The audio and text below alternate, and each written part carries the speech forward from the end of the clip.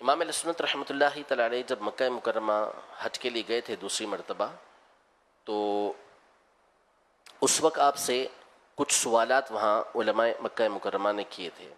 تو اس میں سے ایک مسئلہ علم الغیب تھا. علم غیب کے حوالے سے امام اہل سنت رحمۃ اللہ تعالی علیہ کا موقف وہاں پوچھا گیا، اور آپ نے اس موضوع پر 8 گھنٹے میں ایک کتاب تحریر فرمائی. بخار کی حالت تھی اور اس میں آپ نے کتاب لکھی. قرآن و سنت کے وہ دلائل اس کے اندر موجود ہیں کہ اس وقت کے علماء اس کو پڑھ کے، بلکہ اس وقت کے جو گورنر تھے وہ پڑھ کے جھوم گئے تھے کہ اللہ تبارک و تعالیٰ کیسا کیسا علم اپنے نبی کو عطا فرماتا ہے. جب آپ نے یہ کتاب لکھی تو اس کے اوپر بعض علماء نے گفتگو کی، تو امام اہل سنت رحمۃ اللہ تعالی علیہ نے اس پر کئی کتابیں لکھی، کئی کتابیں تحریر کی.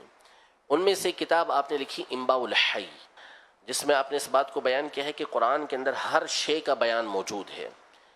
اس کتاب کے حوالے سے بعض علماء نے یہ بیان کیا کہ جس کو اپنے عشق رسول کے اندر اضافہ کرنا ہے وہ اس کتاب کا مطالعہ کرے. اس قدر امام اہل سنت نے اس میں نبی پاک صلی اللہ علیہ وسلم کی عشق و محبت کی باتیں بیان کی ہیں.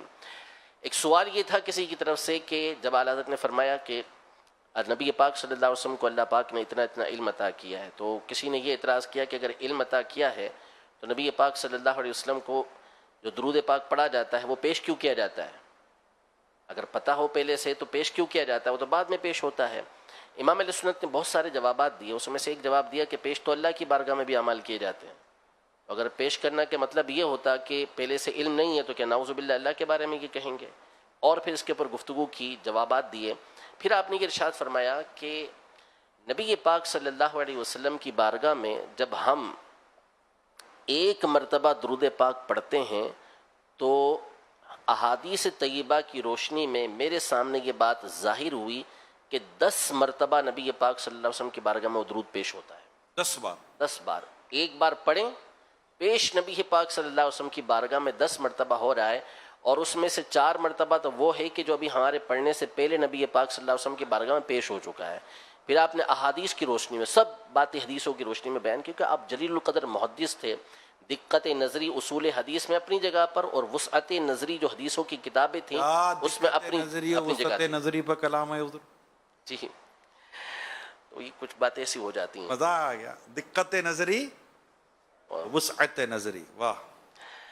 تو آپ نے پھر وہ چیزیں لکھی. آپ فرماتے ہیں کہ یہ ثابت اور واضح بات ہے کہ حضور جان رحمت صلی اللہ علیہ وسلم کی بارگاہ اقدس میں درود و سلام اور اعمال کی پیشی بار بار ہوتی ہے. اعمال بھی پیش ہوتے ہیں، درود پاک ہوتے ہیں. اور فرماتے ہیں کہ احادیث کے جمع کرنے سے، ان کو ترتیب دینے سے میرے لیے یہ بات ظاہر ہوئی ہے کہ درود پاک بارگاہ رسالت میں 10 بار پیش ہوتا ہے اور دوسرے اعمال جو ہے وہ 5 بار پیش ہوتے ہیں. اب آپ نے فرمایا کہ کیسے کیسے پیش ہوتے ہیں. بندہ درود پاک پڑھتا ہے تو نبی پاک صلی اللہ علیہ وسلم کی قبر انور پر ایک فرشتہ موجود ہے، حدیث مشہور ہے. وہ فرشتہ نبی پاک صلی اللہ علیہ وسلم کی بارگاہ میں یہ عرض کرتا ہے کہ آپ کے فلاں امتی نے یہ درود پاک پڑھا ہے. ایک مرتبہ وہ فرشتہ پیش کر رہا ہے.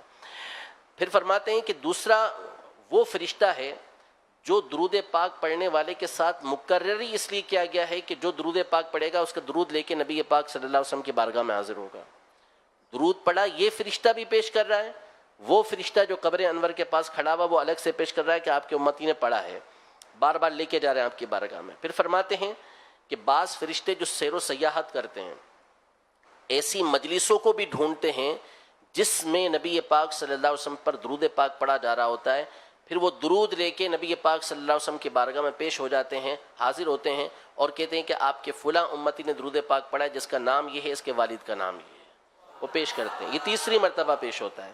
پھر فرماتے ہیں کہ بندے کے جسم پر یہ فرشتے مقرر ہیں. اللہ پاک نے ایک ایک عضو پر ہمارے جسم پر فرشتے مقرر کیے، حدیثوں سے ثابت ہے یہ بات. تو اس میں سے بعض فرشتے مقرر ہی وہ کیے ہیں کہ جن کا کام یہ ہے کہ درود سنیں اور نبی پاک صلی اللہ علیہ وسلم کی بارگاہ میں پیش کرتے ہیں کہ آپ کے اس امتی نے درود پاک پڑھا ہے. اب یہ فرشتہ بھی لے کے نبی پاک صلی اللہ علیہ وسلم کے پاس آتا ہے کہ آپ کے امتی نے درود پاک پڑھا ہے.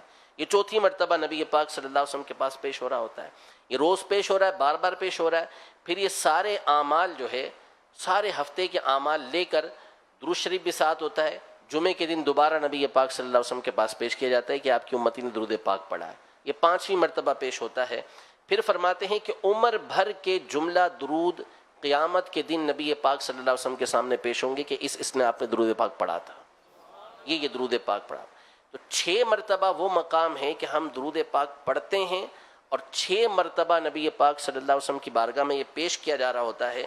مزید آپ احادیث طیبہ کی روشنی میں یہ ارشاد فرماتے ہیں کہ 4 مرتبہ تو پیش ہو چکا ہے۔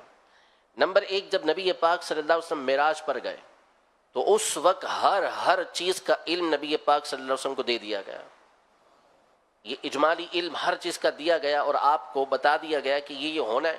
اس میں یہ بھی بتا دیا کہ آپ کے فلاں امتی نے درود پاک پڑھنا ہے۔ پھر نبی پاک صلی اللہ تعالیٰ علیہ وآلہ وسلم ایک دفعہ نماز کسوف پڑھا رہے تھے، سورج گہن کی نماز پڑھا رہے تھے، تو آپ علیہ الصلوۃ والسلام نے فرمایا کہ آج کے دن میں نے جو چیز بھی پہلے نہیں دیکھی تھی ہر چیز مجھے دکھا دی گئی، ہر چیز مجھے دکھا دی گئی، حتی الجنت والنار، یہاں تک کہ جنت دوزخ سب دکھا دیا گیا مجھے۔ اس میں بھی ہر چیز کا علم نبی پاک صلی اللہ علیہ وسلم کو اجمالی طور پر دیا گیا اور یہ بتا دیا گیا کہ آنے والی امت بھی آپ پر جو درود پاک پڑھے گی وہ یہ ہوں گے اور آپ پر درود پاک پیش کریں گے، یہ پہلے سے بتایا جا چکا۔ پھر فرماتے ہیں کہ تیسری، یعنی اس اعتبار سے 9ویں مرتبہ، کہ اللہ تبارک و تعالیٰ کی بارگاہ میں جب نبی پاک صلی اللہ علیہ وسلم حاضر تھے اور یہ خواب کا معاملہ تھا، تو اللہ تبارک و تعالیٰ نے پوچھا تھا کہ یہ جو فرشتے ہیں یہ کس بارے میں گفتگو کر رہے ہیں، کس میں جھگڑ رہے ہیں؟ تو آپ نے کہا کہ اللہ پاک کی طرف علم کو موکول کیا کہ اللہ پاک ہی بہتر جانتا ہے۔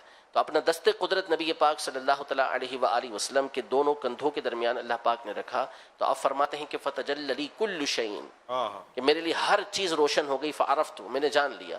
تو ہر چیز کے اندر درود پاک بھی ہے کہ کس کس امتی نے آپ پر آنے والے وقت کے اندر درود پاک پڑھنا ہے، تو وہ پہلے سے بتا دیا گیا نبی پاک صلی اللہ علیہ وسلم کو اس وقت بھی کہ آپ کا فلاں امتی درود پاک پڑھے گا۔ اور آخری مرتبہ فرماتے ہیں کہ قرآن میں چونکہ ہر چیز کا بیان موجود ہے، تو جب قرآن کی تکمیل ہو گئی، پورا آپ پر نازل کر دیا گیا، تو اس وقت بھی ہر چیز کا علم جس کے اندر درود پاک بھی موجود تھا کہ فلاں امتی نے پڑھنا ہے، یہ بھی آپ کو بتا دیا گیا۔ تو پڑھ 1 مرتبہ رہے ہیں لیکن پیش نبی پاک صلی اللہ علیہ وسلم کی بارگاہ میں 10 مرتبہ ہو رہا ہے۔